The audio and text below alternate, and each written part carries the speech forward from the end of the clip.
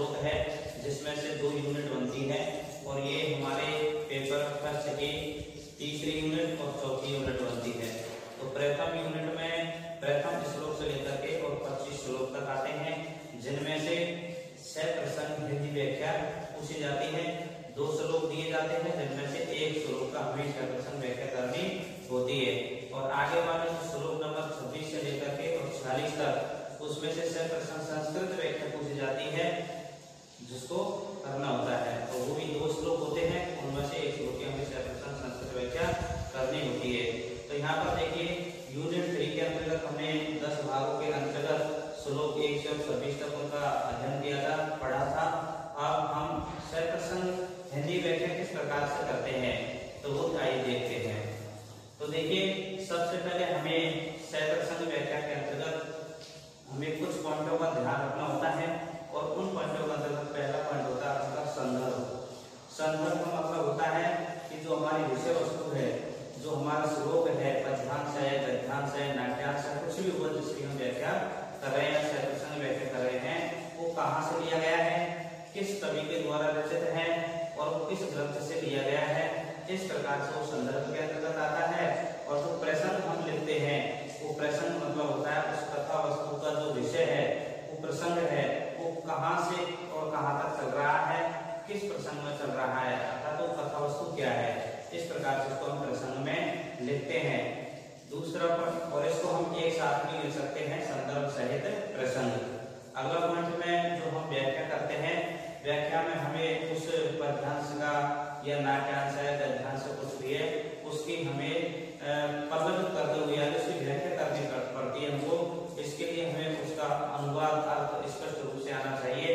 यदि हम श्लोक का या किसी पद्यांश का अर्थ नहीं जानते हैं या उसका हमें किसी प्रकार का अनुवाद पता ही नहीं है तो हम इस श्लोक का ना तो प्रसंग लिख सकते हैं, ना ही संदर्भ लिख सकते हैं और ना ही उसकी व्याख्या कर पाएंगे, ना ही किसी प्रकार से उसको हम विशेष रूप से कोई भी व्याख्या कर पाएंगे। तो देखिए प्रश्न श्लोक जो पहला श्लोक है इसकी हम 6 प्रश्न व्याख्या करते हैं। तो किस प्रकार करेंगे, तो सबसे जो पहला पॉइंट है वो हमारा कौन सा है, संदर्भ सहित प्रसंग। यानी संदर्भ के अंतर्गत ये जो श्लोक है वो कहाँ से लिया गया है, किस कवि के द्वारा रचित है और आगे प्रसंग इसमें क्या बताया गया है।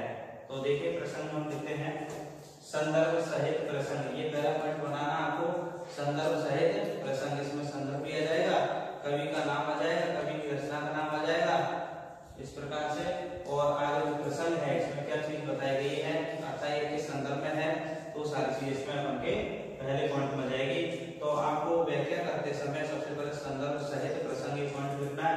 फिर आगे इसमें हम आगे लिखेंगे कि इसको हम ऐसे भी लिख सकते हैं कि प्रस्तुत श्लोक महाकवि भारवी के द्वारा रचित किरातार्जुनीयम नामक महाकाव्य के प्रथम सर्ग से लिया गया है। ये भी लिख सकते हैं या यह श्लोक लिख सकते हैं, कुछ भी लिख सकते हैं। तो देखिए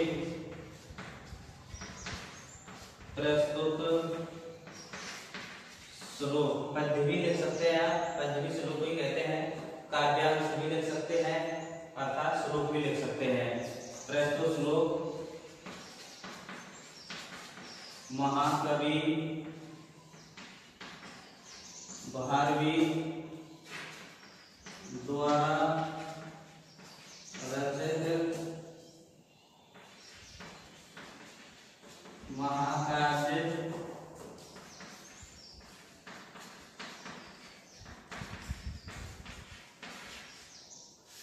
किरातार्जुनीयम के प्रथम सर्ग से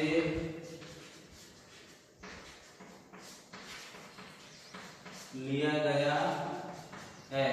यानी प्रस्तुत श्लोक महाकवि भारवी के द्वारा रचित महाकाव्य किरातार्जुनीयम के प्रथम सर्ग से लिया गया है। ये आप यहाँ भी लिख सकते हैं, यह श्लोक महाकवि भारवी द्वारा रचित किरातार्जुनीयम महाकाव्य के प्रथम सर्ग से लिया गया है। अब देखिए इसमें संदर्भ कहाँ से लिया गया है, किरातार्जुनीयम से लिया गया है। इसका लेखक कौन है, महाकवि भारवी है, तो संदर्भ आ गया। अब प्रसंग लिखेंगे कि इसमें क्या बताया गया है। तो देखिए प्रसंग में आगे हम ये लिखेंगे कि जब महाराज युधिष्ठिर यानी इन कौरवों का पांडवों के साथ में जो युद्ध क्रीड़ा होती है तो उसमें पांडव हार जाते हैं और शर्त के मुताबिक वो वहां से वन में रहने के लिए निकल जाते हैं। तो सबसे पहले वो काम्य वन में रहते हैं, उसके पश्चात वो द्वैत वन में रहने लगते हैं। तो महाराज युधिष्ठिर द्वैत वन में क्या करते हैं, एक ब्रह्मचारी वनेचर जो वनवासियों का स्वामी था उसको राजा दुर्योधन की नीति विषय समाचार जानने के लिए हस्तिनापुर भेजता है और भेजता है तो वहां पर वो ब्रह्मचारी वनेचर जाकर के रहने लगता है।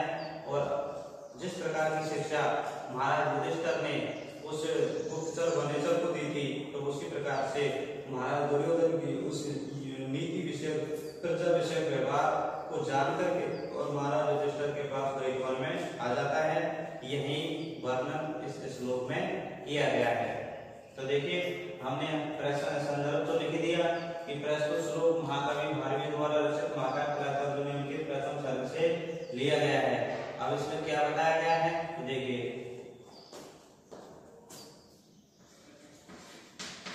जब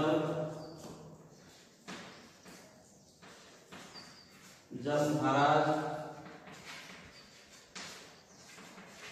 युधिष्ठिर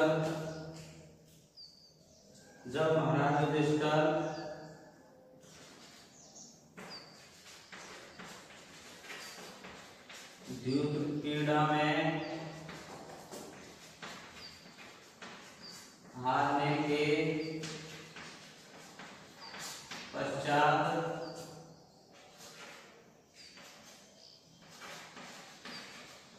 द्वैत वन में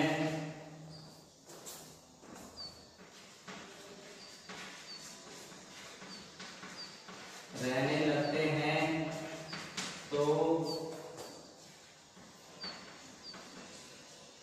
महाराज युधिष्ठिर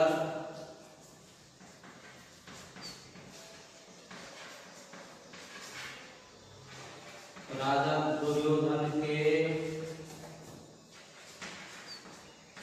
प्रजा विषयक व्यवहार व नीतियों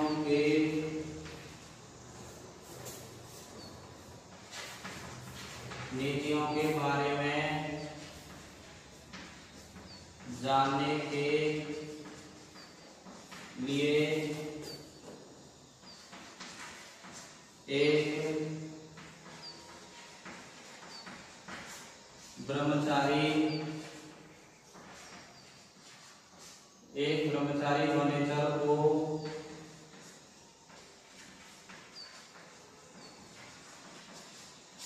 हस्तिनापुर भेजता है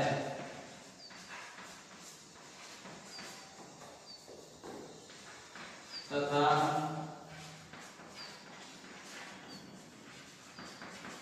आदेश अनुसार वह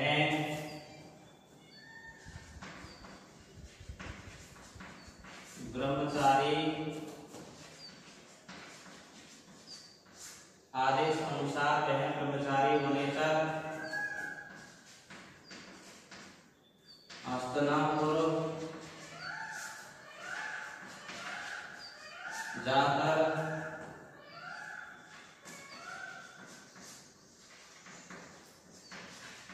राजा दुर्योधन की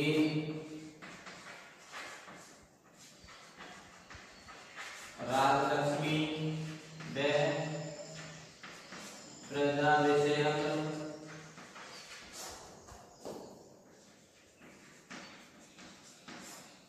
व्यवहार को जानकर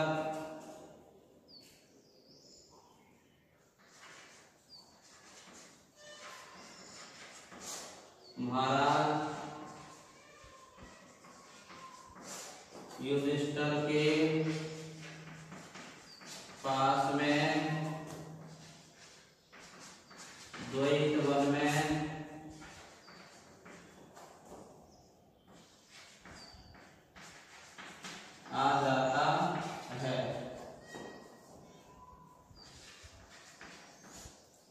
आ जाता है इस श्लोक में यही वर्णन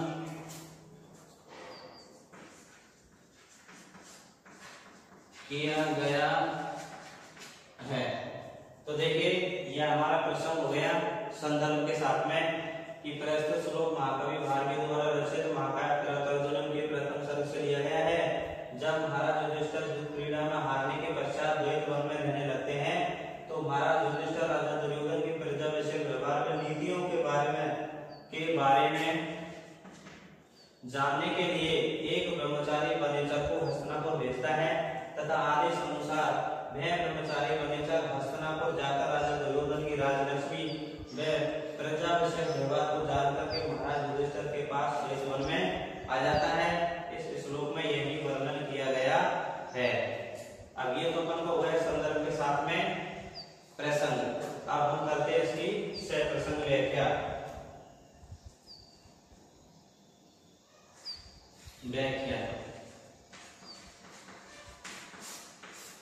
तो देखिए हमने सह प्रसंग यानी संदर्भ से प्रसंग को लिख दिया। अब हम करते हैं व्याख्या। तो देखिए महाकवि भारवी वर्णन करते हुए कहते हैं कि जब महाराज युधिष्ठिर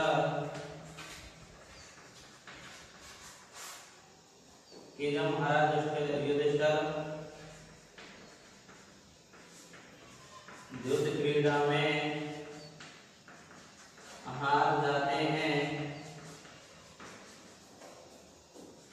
तो शर्त के मुताबिक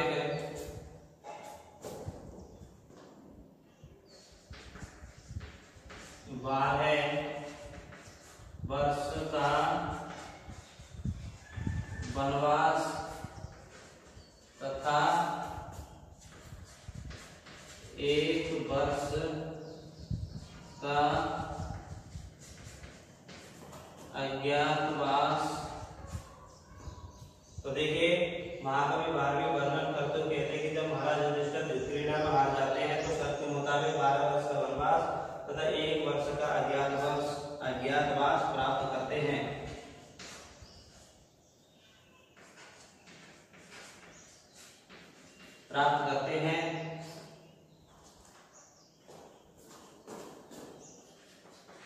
तो वह सबसे पहले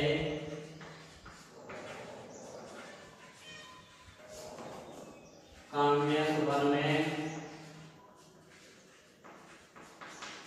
निवास करते हैं।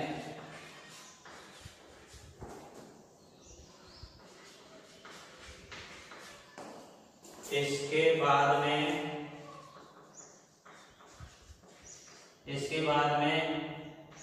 वह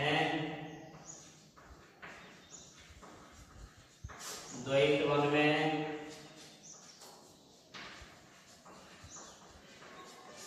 निवास करते हैं।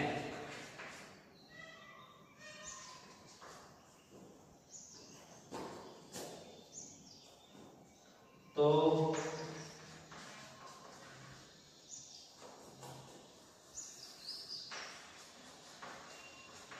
महाराज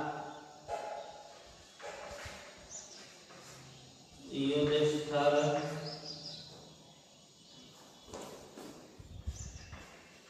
एक ब्रह्मचारी वनेचर को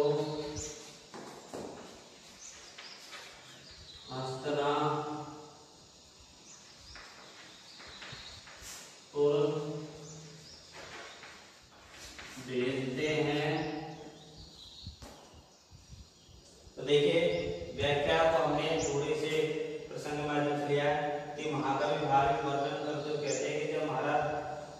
युधिष्ठिर युद्धक्रीड़ा में हार जाते हैं तो शर्त के मुताबिक 12 वर्ष का वनवास और 1 वर्ष का अज्ञातवास प्राप्त करते हैं। तो वह सबसे पहले काम्य वन में निवास करते हैं, इसके बाद वे द्वैत वन में निवास करते हैं। तो महाराज युधिष्ठिर एक ब्रह्मचारी वनेचर को हस्तिनापुर भेजते हैं राजा दुर्योधन की उस राज्य विषय नीति को जानने के लिए भेजते हैं। फिर आगे वाले श्लोक का करेंगे कि श्रेय पूर्णाम अधिपश्य पालनी प्रजासु प्रति नियम अयंगतम वेदितुम सवर्णलिंगी विदितः समायो युधिष्ठिरं द्वैतवने वनेचर। तो आगे हम लिखेंगे कि तो महाराज युधिष्ठिर एक ब्रह्मचारी वनेचर को हस्तिनापुर भेजते हैं। तो वह ब्रह्मचारी वनेचर श्रेय पूर्णाम अधिपस्य पालनी, यानी श्रेय का मतलब होता है राजलक्ष्मी का, पूर्णाम अधिपस्य माने कुरु जनपद के राजा की राजलक्ष्मी का, पालनी माने पालन करने की नीति, यानी कुरु जनपद के राजा की राजलक्ष्मी को पालन करने की नीति और प्रजा में उसका किस प्रकार का व्यवहार है यह वेदितुम जानने के लिए अयंगत माने जिसको नियुक्त किया गया था वह ब्रह्मचारी वनेचर संपूर्ण समाचार जान करके द्वैत वन में महाराज युधिष्ठिर के पास लौट आया। इस प्रकार से इसके मन की व्याख्या हो जाएगी। तो एक बार दोबारा देखिए संदर्भ से प्रसंग प्रस्तुत श्लोक महाकवि भारवी द्वारा रचित महाकाव्य किरातार्जुनीय दुनियम के प्रथम सर्ग से लिया गया है। जब महाराज युधिष्ठिर युद्धक्रीड़ा में हारने के पश्चात द्वैत वन में रहने लगते हैं तो महाराज युधिष्ठिर राजा दुर्योधन के प्रजा विषय व्यवहार में नीतियों के बारे में जानने के लिए एक ब्रह्मचारी वनेचर को भेजता है, हस्तिनापुर भेजता है तथा आदेश अनुसार वह ब्रह्मचारी वनेचर हस्तिनापुर जाकर राजा दुर्योधन की राजलक्ष्मी और प्रजा विषय विवाद को जानकर महाराज युधिष्ठिर के पास में द्वैत वन आ जाता है। इस श्लोक में यही वर्णन किया गया है। तो आगे व्याख्या महाकवि भारवी वर्णन कर तो कहते हैं कि जब महाराज युद्धक्रीड़ा में हार जाते हैं तो वह सबके मुताबिक 12 वर्ष का वनवास और 1 वर्ष का अज्ञातवास प्राप्त करते हैं और तो वह सबसे पहले काम्य वन में निवास करते हैं और इसके बाद में वह द्वैत वन में निवास करते हैं। तो महाराज युधिष्ठिर ये ब्रह्मचारी वनेचर को हस्तिनापुर भेजते हैं। तो आगे देखिए भेजते हैं कि कुरु जनपद के राजा की राजलक्ष्मी का पालन करने की नीति और प्रजा में उसका किस प्रकार से व्यवहार है यह जानने के लिए जिसको नियुक्त किया गया था वह ब्रह्मचारी वनेचर संपूर्ण समाचार जान करके महाराज युधिष्ठिर के पास द्वैत वन में लौट करके आ गया। ये तो इसका क्या हो जाएगा, इसकी व्याख्या हो जाएगी। इसके पश्चात हमें कुछ विशेष लिखना होता है, यानी इसमें व्याकरण की दृष्टि से जैसे कौन सा अलंकार है, कौन सा छंद है और किस प्रकार की व्याकरणात्मक टिप्पणियां हैं, संधि है, समास है और इसमें की भाषा शैली कैसी है। इस प्रकार से कुछ पॉइंट हमको उसके विशेष के भी लिखने पड़ते हैं। तो यह संपूर्ण जो व्याख्या करनी होती है अपन को तो वह लगभग 250 शब्दों के आसपास करनी होती है। हमें 250 शब्दों से अधिक नहीं लिखना चाहिए। हमें सीमित शब्दों का अर्थात जो शब्द सीमा दी हुई है उसी का पालन करना चाहिए। तो इस प्रकार से यह अच्छे नंबर प्राप्त करने की अच्छी विधि है। ठीक तरह से अगर हम प्रसंग व्याख्या करेंगे, शब्दों से सीमा में लिखेंगे तो निश्चित रूप से हमें अच्छे मार्क प्राप्त होंगे। तो देखिए इस श्लोक को मिटा रहा हूं।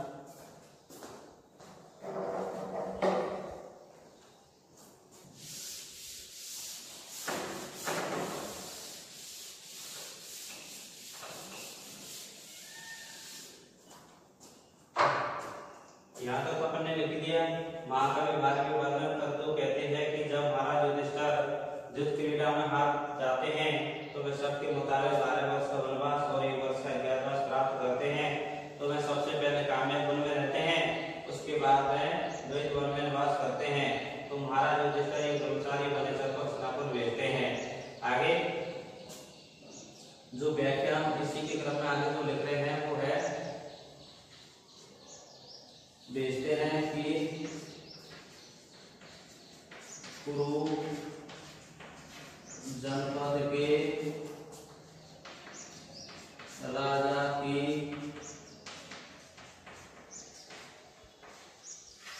राजलक्ष्मी की पालन करने की नीति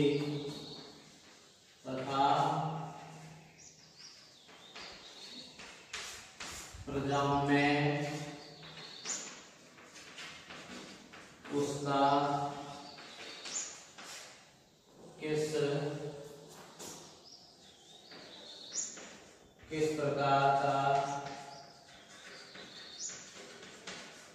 व्यवहार है, यह जानने के लिए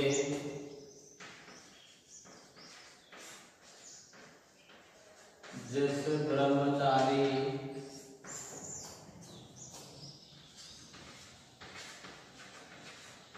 वनेतर को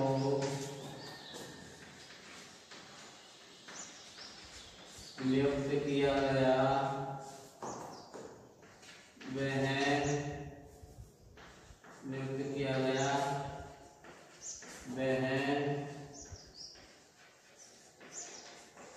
संपूर्ण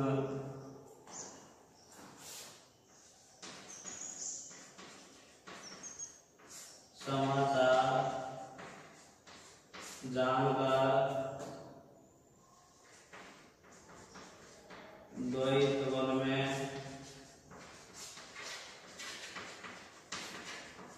महाराज युधिष्ठिर के पास में आ गया। इस प्रकार से इसकी हमारी क्या हो गई, सैकर्षण व्याख्या हो गई है। फिर आगे हम लिखते हैं तीसरा पॉइंट, विशेष। विशेष में पहला पॉइंट लिखेंगे प्रस्तुत पद की भाषा सरल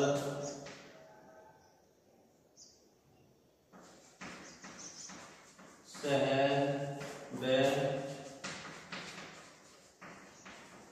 बोधगम्य है। भाषा कैसे इसकी सरल है, सहज है, बोधगम्य है, जानने योग्य।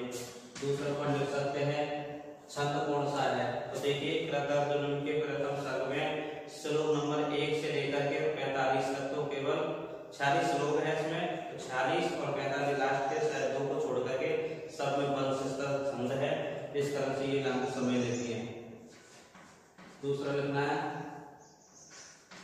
प्रस्तुत श्लोक में वंशस्थ छंद का प्रयोग किया गया है। तीसरी लाइन लिख सकते हैं अलंकार के बारे में। यदि हमने पढ़ा है तो जैसे उसमें लिखा हुआ था द्वैत वने वनेचर, तो वन वन शब्द 2 बार आया है। तो जहाँ शब्द की आवृत्ति होती है अनुप्रास अलंकार कहलाता है। जैसे अनुप्रास है शब्द साम्यम वैषम्य भी स्वरस्य। तो यहाँ पर अलंकार भी है, यानी प्रस्तुत श्लोक में अनुप्रास अलंकार है, ये भी है। और ये अपन का पहला श्लोक है, इसमें श्री शब्द का प्रयोग किया गया है जो मंगलवाची है। तो देखिए कभी भी जब किसी प्रकार का कार्यक्रम को लिखता है तो वह मंगलाचरण के रूप में एक श्लोक जरूर लिखता है। और ये मंगलाचरण होता है, ये 3 प्रकार का होता है। एक होता है जो आशीर्वादात्मक, जिसमें हम किसी भी देवी देवता या अपने इष्ट देवता की प्रार्थना करते हैं। काव्य का मतलब ये चारों तरफ की यश प्राप्ति के लिए, या कि जो लिखा हुआ काव्य है वो सभी जगह प्रशंसनीय हो। एक होता है वस्तु निर्देशात्मक, जिसमें कथा वस्तु का उल्लेख होता है। तो इसमें जो श्लोक था डायरेक्ट महाकवि भारवी ने कथा वस्तु का निर्वचन किया है, इसलिए इसमें कौन सा मंगलाचरण हुआ, कथा वस्तु निर्देशात्मक। तो देखिए ये वस्तु निर्देशात्मक मंगलाचरण की चौथी लाइन ले लेंगे कि प्रस्तुत श्लोक में वस्तु निर्देशात्मक मंगलाचरण है। श्रेय शब्द के साथ इसका प्रथम श्लोक शुरू हुआ है। तो इस प्रकार से अपन ये कौन सी सैकर्षण व्याख्या करेंगे। इस प्रकार से व्याख्या करने पर आपको पूरे अंक प्राप्त हो जाएंगे। लेकिन हमको लिखना है उसी पॉइंट के साथ। हिसाब से सबसे पहले अपन श्लोक लिखना है, श्लोक को देख करके फिर नीचे लाइन लिखना है संदर्भ सहित प्रसंग, यानी इसका संदर्भ क्या है, प्रसंग क्या है। फिर अगला पॉइंट लिखना है अपन को व्याख्या, व्याख्या करते हुए हमें पूरे श्लोक का अर्थ आना जरूरी है, फिर उसको हमें अपने शब्दों में बड़ा चढ़ा कर हम उसको व्याख्या, जिसका मतलब व्याख्या, क्योंकि एक होता है अनुवाद और एक होता है व्याख्या, दोनों में फर्क होता है।